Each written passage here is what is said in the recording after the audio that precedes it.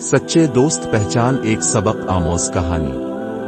किसी शख्स का एक ही बेटा था जो रोज रात को देर से आता और जब भी इससे बाप पूछता कि बेटा कहाँ थे तो झूठ बोलता और कहता अब्बा जान दोस्तों के साथ था।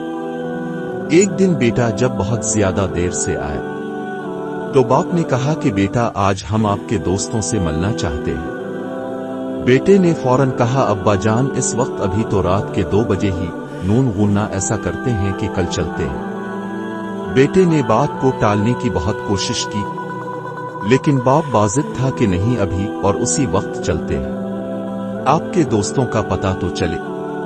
बिलाखिर दोनों बाप बेटा रात के 2 बजे इसके दोस्त के घर पहुंचे। दरवाजा खटखटाया तो काफी देर तक कोई जवाब न आया। बिलाखिर आवाज आई कि कौन है दरवाजे पर।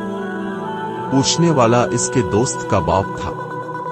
आने की वजह दरियाफ्त की तो लड़के ने कहा अपने दोस्त से मिलने आया हूं। इसके वालिद ने कहा इस वक्त, मगर वो तो इस वक्त सो रहा है। बुजुर्ग ने जवाब दिया चचा जान आप इसको जगाइए, मुझे इससे जरूरी काम है। मगर बहुत देर गुजरने के बाद भी यही जवाब आया कि सुबह को आ जाना, अभी उसे सोने दो।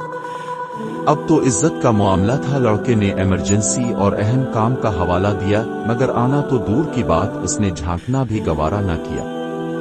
बाप ने बेटे से कहा कि चलो अब मेरे एक दोस्त के पास चलते हैं जो फुला गांव में रहता है जिसका नाम खैरदीन है।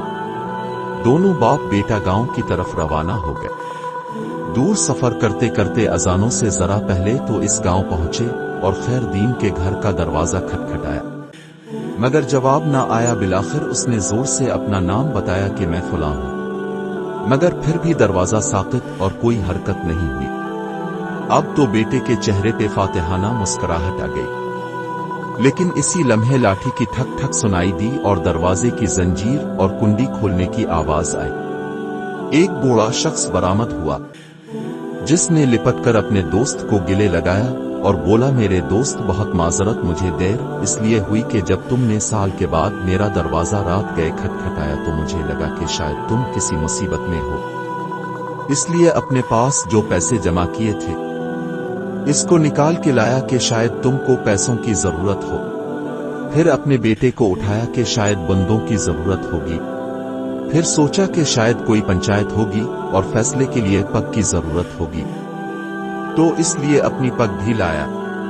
अब सब कुछ तुम्हारे सामने है। मेरे दोस्त पहले ये बताओ कि तुमको किस चीज की जरूरत है। ये सुनकर बेटे की आंखों से आंसू आ गए कि अब्बा जी कितना समझाते थे कि बेटा दोस्त वो नहीं होता जो हर चौक चौराहे पर आपके साथ हो, बल्कि दोस्त वो होता है जो आपके हर दुख दर्द में साथ हो। इसीलिए दोस्त का नस्ली होना बहुत जरूरी है।